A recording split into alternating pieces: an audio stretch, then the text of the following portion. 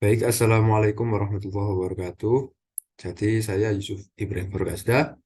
Di sini saya akan menjelaskan tentang bagaimana kita akan menguji nilai siswa. Ya, yang pertama itu kita akan menguji validitas nilai dari siswa. Apakah nilainya itu valid atau tidak. Jadi pertama-tama uji validitas yaitu pertama-tama kita copy terlebih dahulu semua nilai yang ada. Oke, copy ya guys ya. Kita copy, terus kita pindahkan ke SPSS. Kita pindahkan ke SPSS di data view. Kemudian setelah kita pindahkan, kita pergi ke analyze ya. Pergi ke analyze, kita ke correlate, terus kita klik bivariate. Nah, setelah kita klik bivariate, kita pindahkan semua varian yang ada ini ke kanan. Nah, itu guys. Kemudian kita klik OK. Nah, ini sudah muncul ya guys ya. Ini sudah muncul nilai korelasi dari data-data nilai kita. Jadi bagaimana cara mengetahui nilai itu valid atau tidak?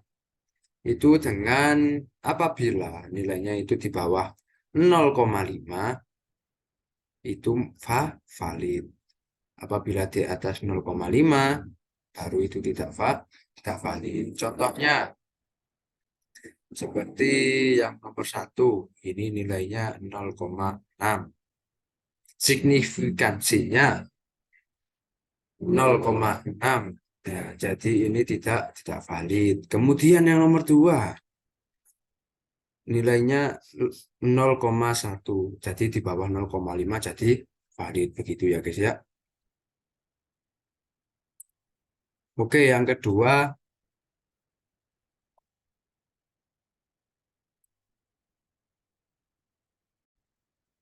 Oke, jadi yang kedua, kita akan menguji reliabilitas dari data-data kita, data nilai-nilai siswa. Sebentar ya guys ya, ini mejanya agak agak miring. Nah, oke, jadi pertama-tama kita klik analyze, kemudian kita ke scale, kemudian kita ke reliability analyze. Nah, ini yang nomor 11, kemudian kita copy semua ya guys ya. Kita copy semua CTRL. Kok CTRL? Kita shift terus ke bawah, copy semua, kita pindahkan. Nah, setelah kita pindahkan, yang nomor 11 ini kita apa nih? Yang nomor 11 itu karena itemnya terakhir, itu maka tidak diusah diikutkan. Ya guys ya. Nah, yang nomor 11. Kemudian kita oke. Ya, maaf apabila ini agak agak nyandet-nyandet karena saya ini juga masih belajar. Ya, kita klik oke. Nah, ini sudah memasuki nilai reliabilitas dari nilai-nilai tersebut. Jadi kita ke ini ada Chromebook Alpha.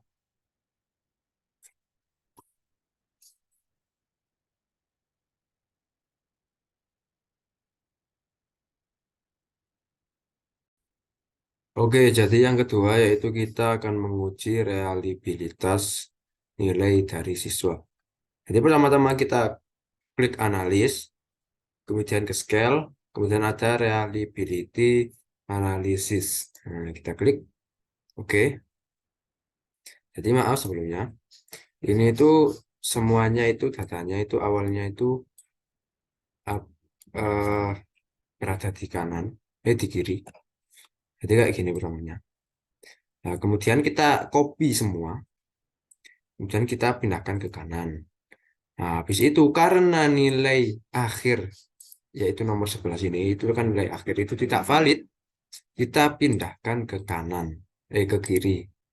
Nah, kemudian kita klik OK. Nah, inilah muncul nilai reliabilitas dari nilai-nilai siswa tersebut. Apa ya, terus kemudian ada kerombek alfa.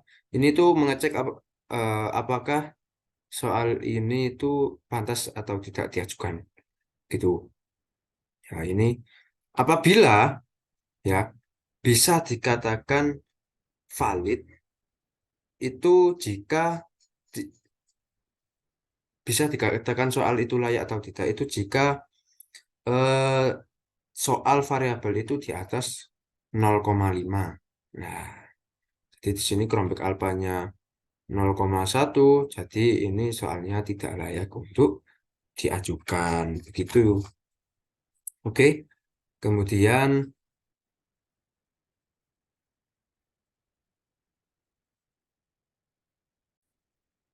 baik yang ketiga yaitu kita akan menguji kesukaran dalam nilai. Jadi pertama-tama yuk kita klik analyze, kemudian kita ke descriptive statistic, kemudian ke frequencies. Ya, setelah klik ini awal mulanya itu seperti ini. Awal mulanya itu seperti ini. Ya, kemudian kita klik semua, kita copy semua, kecuali yang nomor 1 sama nomor 11, karena itu tidak valid. Nah, kita keluarkan yang nomor 1 sama yang nomor, kita keluarkan yang nomor 1 sama yang nomor 11. Oke. Setelah itu kita pergi ke statistik, kita klik, ini awalnya nggak ada min, ya, nggak ada yang namanya min. Kemudian kita klik min, continue, and OK. Nah, this is ini adalah jawaban dari tingkat kesukaran, ya.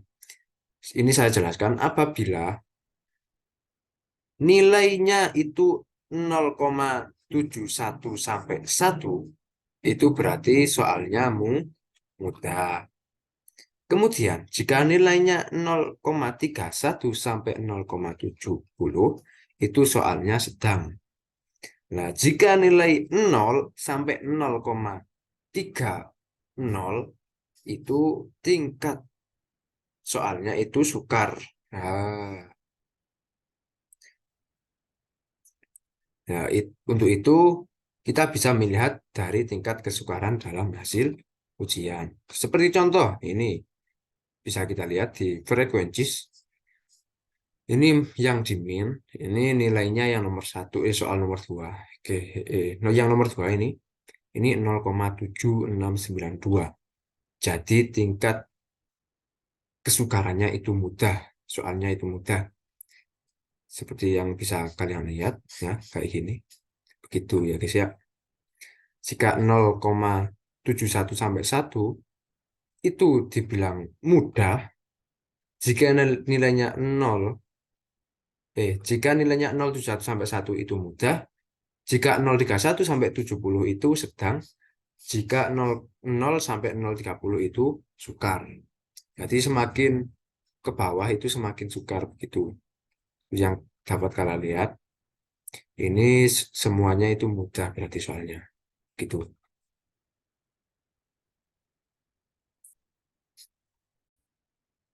Oke, jadi yang keempat itu kita akan menguji daya pembeda nilai dari kita ini. Bagaimana caranya? Yang pertama, klik analyze, kemudian kita ke scale, ya, kemudian kita klik reliability analysis, kemudian kita copy semua kecuali yang nomor 1 sampai sama nomor 11 kayak yang tadi. Ini, krek. Jadi kita pindahkan. Ini kita kecualikan yang nomor 11 sama nomor 1. Set. Kemudian kita ketik statistik. Kemudian kita centang semua yang ada di descriptive floor item, scale, and scale if item deleted. Oke, kemudian kita continue. Nah, kemudian kita Oke, gitu. Ya, jadi ini adalah tingkat tingkat apa yang ada nih? Daya pembeda itu ada di sisi benar. Nah, ini loh. Kita bisa lihat yang ada di corrected item total correlation. Ya. Sebelumnya saya jelaskan bahwasanya daya pembeda itu ada yang sangat baik, ada yang baik, ada yang cukup, dan ada yang jelek. Gitu ya guys ya. Apabila yang pertama yang sangat baik itu apabila nilainya itu dari 0,70 sampai 1. Berarti itu sangat baik. Nah, kemudian kalau yang baik itu dari 0,40 sampai 0,69. Berarti itu baik. Kemudian yang berarti cukup ya atau itu bisa diperbaiki atau digunakan. Itu dari nilai 0,20 sampai 0,39. Ya, kalau yang jelek itu dari nilai 0,0 sampai 0,19. Itu yang jelek. Sekarang kita contohkan. Nah, di sini nilainya yang pertama itu 0,228. Berarti nilai ini itu cukup untuk daya pembeda. Nilainya itu cukup ya. Soalnya nilainya itu cukup. Kemudian yang kedua sama ya kayak yang nomor satu ini. Yang ketiga 0,05. Nah, ini berarti ikut kepada yang jelek. Nah, berarti ini itu ikut ke yang jelek karena dari 0,0 sampai 0,39. Itu. Kok ikut yang jelek? Enggak, itu berarti ini itu baik. Iya, iya, iya, jelek. Ya, baik-baik. Ini tuh baik. Sedangkan yang nomor satu tadi itu berarti cukup. Nah, begitu. Kalau yang ini itu bisa dikatakan baik.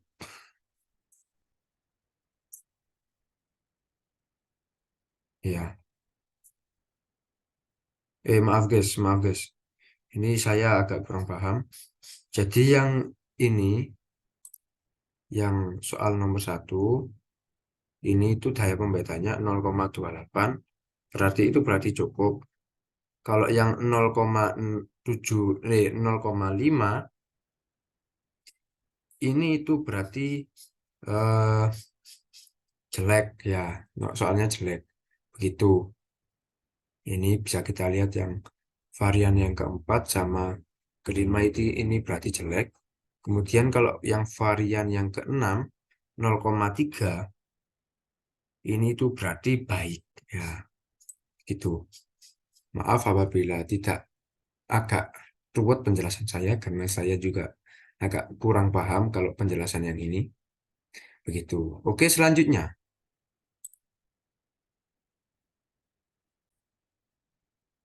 Oke, jadi kemudian kita akan menguji normalitas dalam nilai siswa. Ya, pertama-tama itu di Excel itu kan ada nilai protes sama pas tes. Nah, nilainya itu kita copy semua. Kita copy, CTRL-C.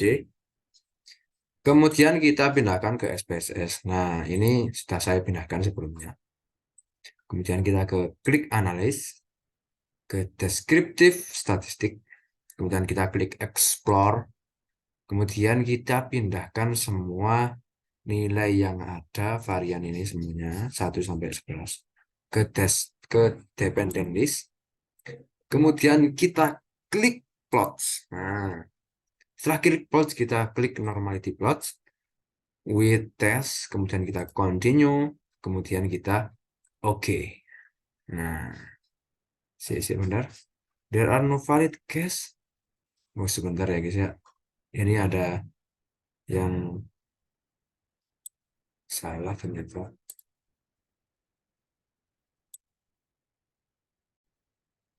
Oke, kemudian kita akan menguji normalitas nilai.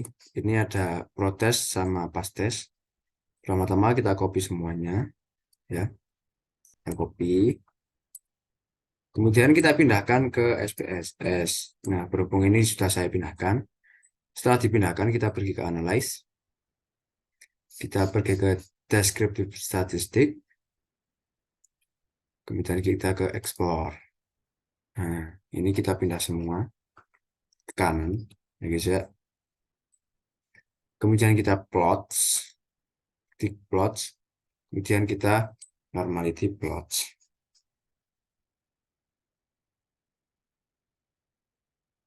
Oke, sebentar. Oke, continue.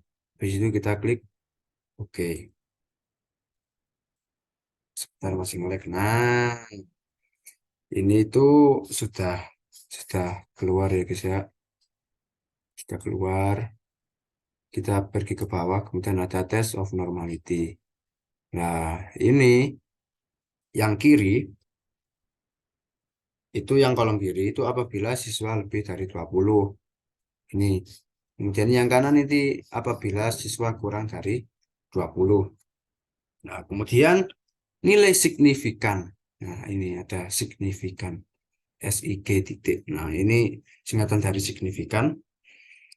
Itu jika lebih dari 0,6, maka itu dianggap normal. Jika kurang dari 0,6, maka itu tidak normal. Nah, contohnya ini nilai signifikansinya 0,144. Jadi ini itu normal ini itu normal, soalnya lebih dari 0,06 nilai signifikansinya. Jadi ini itu tes normalitinya normal begitu. Oke, yang selanjutnya yaitu tes homogenitas siswa.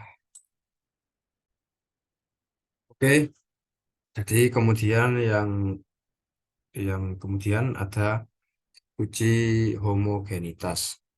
Nah, apa sih tujuan dari uji homogenitas? Itu untuk menentukan suatu nilai terpenuhi atau tidak, gitu. Jadi pertama-tama itu kita ada ini, pertama-tama itu ini kan ada nilai kode kelas, ada nilai dari mata pelajaran ya, bahasa Inggris misal. Ini nilai-nilainya, kemudian ini kode kelasnya. Langkah awal-awal itu kita pindahkan kita pindahkan yang kode kelas ini, kelas A. Ini kita blok, kemudian kita pindahkan, kita copy, pindahkan ke SPSS. Kita taruh di sini, di data view. Bisa. Kemudian kita paste. Nah, kemudian yang kedua, itu kode kelas B. Ini kita blok, kita copy, kemudian kita paste ke bawahnya ini. Lanjutannya varian yang pertama. Jadi kita paste. Setelah kita paste, kemudian kita blok yang kelas A. Sama yang kayak cara yang barusan. Kita copy, pindahkan ke SPSS. Kita pindahkan ke varian yang kedua. Ini nilai kelas A. Kemudian yang kelas B. Kita copy semuanya. Kita copy. Kemudian kita taruh di bawahnya. Sama yang kayak barusan. Nah, setelah itu kita ke variable view. Terdapat dua variabel ya guys ya. Nah, jadi yang pertama-tama variabel yang pertama kita ganti kelompok. Eh, kita ganti kelompok. Namanya kelompok. Gini ya guys ya. Bentar. Nah, kelompok. Kemudian desimalnya ini kita turunkan menjadi 0. Value-nya kemudian kita yang pertama-tama value-nya label yang pertama-tama itu sebentar ya. Ini filenya 1. Ya, kemudian kita klik kelas A, filenya kelas A. Kemudian kita add, kemudian filenya 2, filenya kelas B. Kelas B ini. Lalu kita add, kita oke. Kemudian yang kedua itu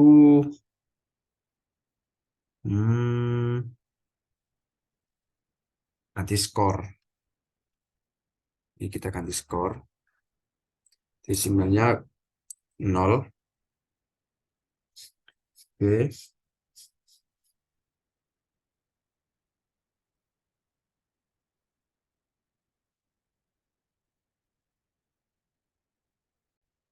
Oke, setelah itu kita klik analis. Ya, klik analis. Kita klik analis. Kita ke compare means. Ya, compare means. Lalu one way ANOVA. Ini. Setelah one way ANOVA, pindahkan kelompok ke faktor. Kelompok ini ke faktor. Nah, kemudian yang skor itu pindahkan ke dependent list. Kemudian klik option. Setelah klik option lalu centang kolom deskriptif dan homogen. Nah, ini setelah itu lalu continue. Klik OK. Nah, klik OK ya guys ya. Nah, kita lihat uji homogeneity menentukan nilai itu terpenuhi atau tidak. Itu dari kolom tes homo. Nah, tes homogeneity of variances ini ya. Itu kita lihat uji homogeneititasnya menentukan nilai itu terpenuhi atau tidak.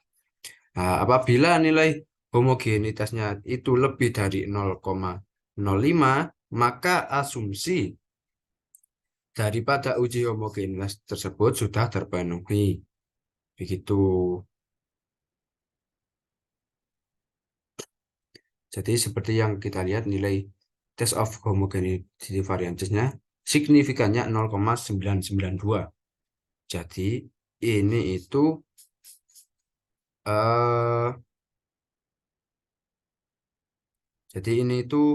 lebih dari 0,05.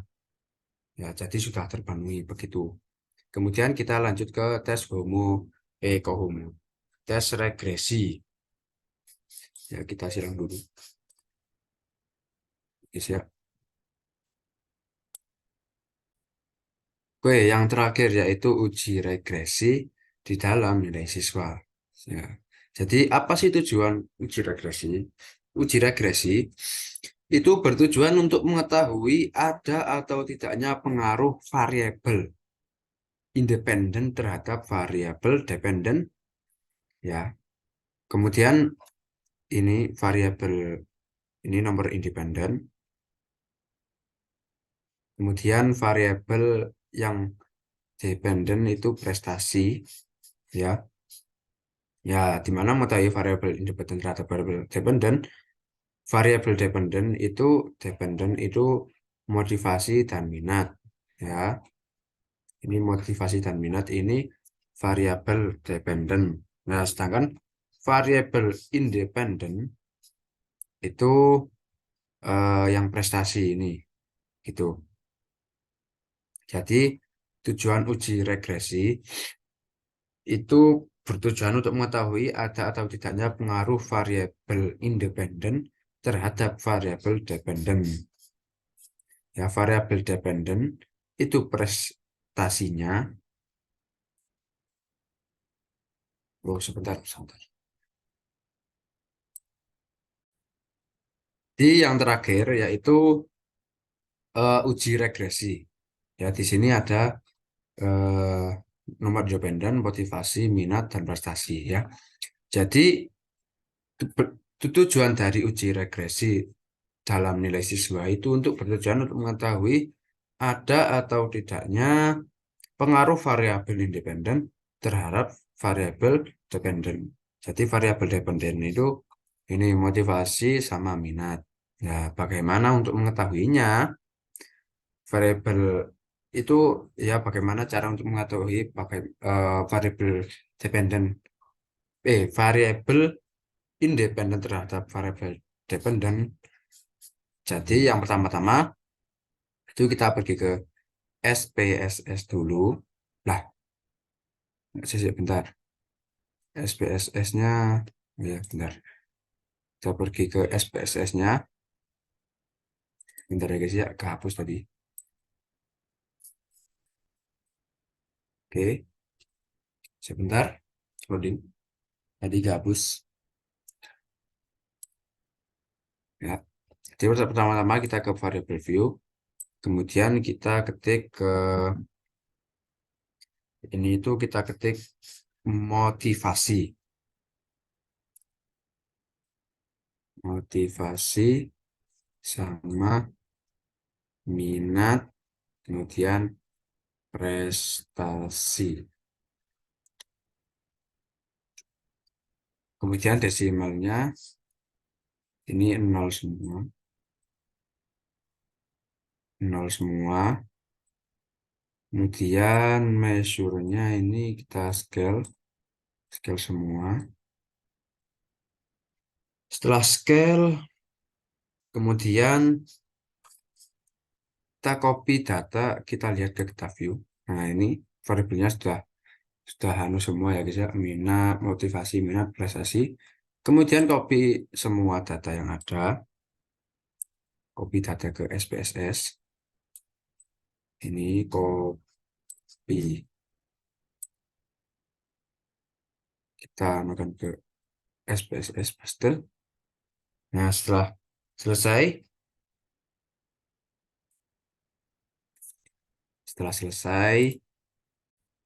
oke, setelah kita copy semua, kita ke analyze, kemudian kita ke uh, log linear.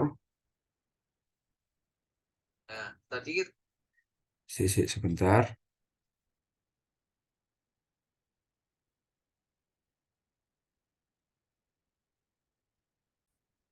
Oke, setelah itu kita ke analyze, kita ke regression, kemudian kita ke linear. Nah, oke, jadi tadi kita setelah ini tadi kan setelah kita klik yang analyze tadi, kemudian ke regression, kemudian ini linear, kemudian hasilnya kan seperti ini. Nah, motivasi sama minat tadi kan data dependent. Nah, ini sekarang motivasi kita pindah ke independen, kemudian minat ke independen, prestasi ke dependen. Kemudian kita oke, ya kita tunggu. Ya, ini sudah. Oke, ini sudah keluar hasilnya. Jadi yang kita uji itu ada di model summary, ANOVA, sama koefisien. Gitu. Jadi di model summary itu ada R sama R square. Ya, jadi di sini R square itu yang didapatkan dari pengkeruadatan 0,839 koefisien tersebut. Itu. Jadi kenapa R square bisa jadi angka itu pengkuadratan dari R. Maka ini ya guys ya. Maka untuk mendapatkan presentasi angka R square itu dikali 100% ya. Dari 100% itu dikurangi angka R. Gitu. Oke, jadi yang kita uji itu ada di model summary, ANOVA, sama koefisien. Jadi yang pertama model summary itu kenapa ada R sama R square. Yang pertama-tama em, di sini R square itu yang didapatkan dari pengkeruadatan 839 ini ya. itu R square ini. Itu itu kenapa kok bisa dari koefisien tersebut? Kenapa R square bisa jadi 866 ya? Itu termasuk pengkerudatan dari sebentar. Itu per perkerudatan dari lap Astagfirullahaladzim. Di di sini ada model summary, ANOVA sama koefisien. Yang pertama-tama model summary. Itu model ini ada model R sama R square. Jadi di sini R square itu didapatkan dari pengkerudatan 0,839. Jadi R square ini dari pengkerudatan 0,839 tersebut. Begitu.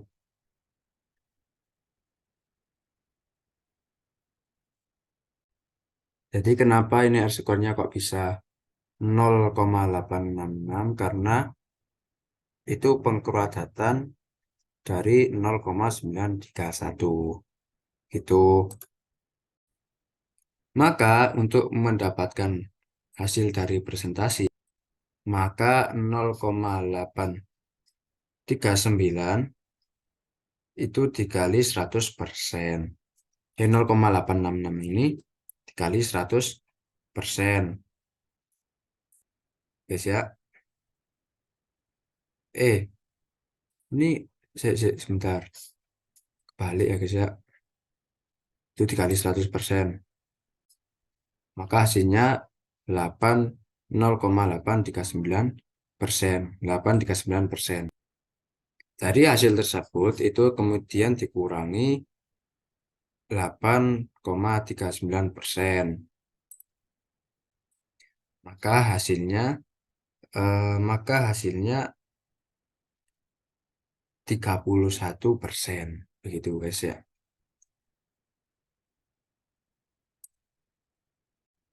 Kemudian yaitu ANOVA. Ya, ini ANOVA. Gitu. Nah, di ANOVA ini bisa disebut dengan uji F ini. Ya, uji F. Untuk mencari signifikannya, kriteria atau itu patokannya 0,05. Jadi jika kurang dari 0,05 maka itu mempunyai variabel independen itu mempunyai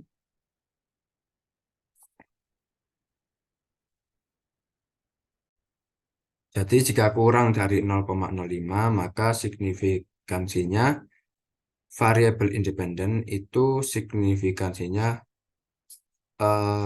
bisa ke variabel dependen begitu yang ANOVA. Jadi bisa kita lihat bahwasannya di sini signifikansinya 0,000 itu kurang dari 0,05. Jadi signifikansi dari variabel independen itu mempunyai signifikansi dari variabel dependen begitu. Kemudian di sini koefisien yang bisa dikatakan variabel T. Nah, di sini kriterianya yaitu kalau jika ingin jika ingin eh, jika ingin variabel mempunyai signifikansi dari dependen ke independen itu kurang dari 0,05. Nah, contohnya dimotivasi ini kan dependen. Nah, signifikansinya 0,804. 0,804. Nah, jadi di sini lebih dari 0,05. Jadi ini tertolak untuk masuk ke independen, ke nilai signifikansi independen. Nah, kemudian yang minat. Nah, minat ini nilainya berapa? 0,02. 0,002. Jadi di sini kurang dari 0,05. Jadi ini nilai signifikansinya dapat masuk ke nilai independen yaitu prestasi. Mungkin itu saja yang bisa dapat saya sampaikan. Apabila banyak kurang dari penyampaian materi atau kurang pemahaman, itu saya mohon maaf sebesar-besarnya karena saya di sini juga agak kurang paham ya guys ya. Oke, mungkin itu saja. Wassalamualaikum warahmatullahi wabarakatuh.